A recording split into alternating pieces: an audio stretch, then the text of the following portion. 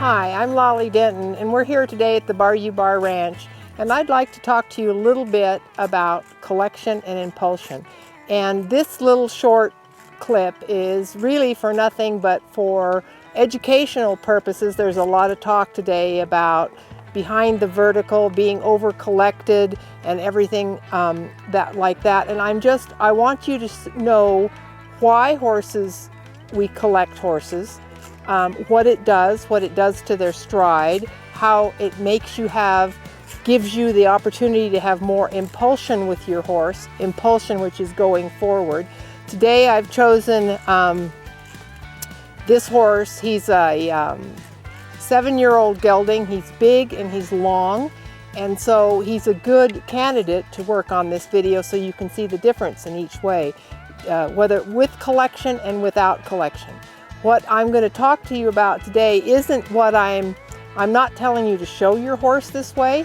I'm not telling you to ride your horse this way. It's for in educational purposes only, so you can see the difference on how a horse's stride changes. So what I'll do is I'll go over here and we'll start at the walk, and then we'll do it at the trot and at the lope and the extended trot. So as I start out with this horse and I'm walking along, he feels hollow to me. Yes, he's natural. His neck is kind of at the right angle. But if you watch his stride, his hind foot is barely reaching his front. So I'm going to collect him very easily. I'm going to sit back and ask him for a bigger walk.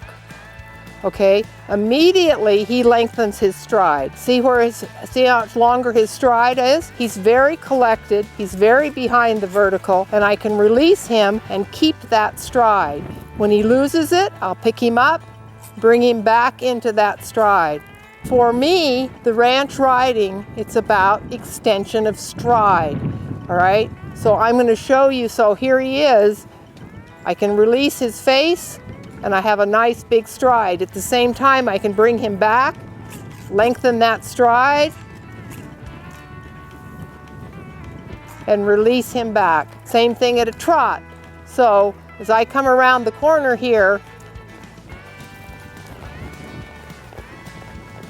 so this would be a ranch riding trot. He's looking out, that doesn't bother me, but watch the difference in his overall when I bridle him up. And I get him in the bridle,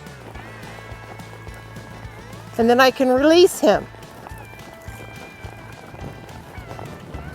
Okay, so it's kind of the same way with an extended trot. Here's an extended trot, but watch the difference in his stride.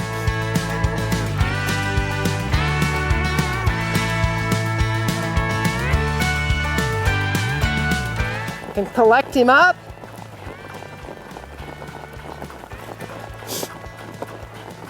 Oh. I hope you could see the difference. It was almost, to me, as a rider, as far as riding two different horses. Same thing at a lope.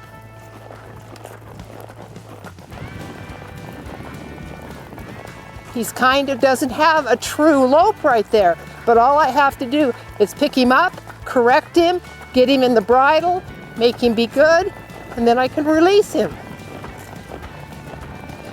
It makes him for a better mover.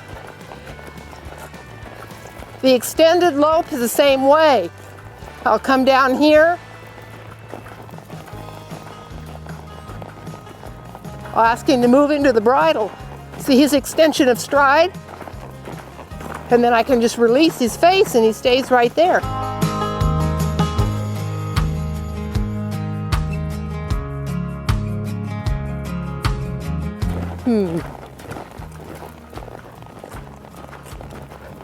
Walk.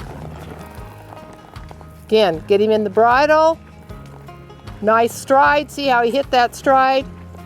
Okay, so when I do this, he uses his rear end. When I get him in the bridle, he uses his rear end. That is the true meaning of collection and impulsion, making him use his rear end to take that bigger step and get a longer stride. I hope that helped you a little bit differentiate between being over collected and what it means. Well, actually what you're doing when you ask a horse to do this is you're asking him to use his rear end and move forward. I'm Laurel Denton, and I hope this helps you a little bit down the road.